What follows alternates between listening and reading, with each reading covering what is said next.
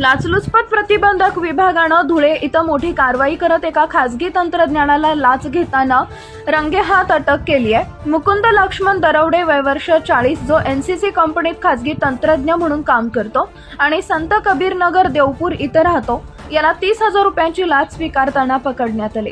ही कारवाई 15 एप्रिल रोजी झाली। एका 64 वर्षीय तक्रारदाराचं देवपूर इथं जयस्वाल लिकर बार नावाचं दुकान आहे।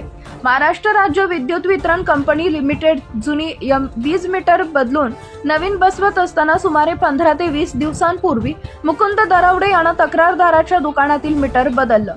त्यानं MACDCL मध्ये ओळख असल्याचा दावा करत सेटलमेंटसाठी 30,000 रुपयांची मागणी केली, अन्यथा 46,000 रुपये दंड भरावा लागेल असं धमकावलं।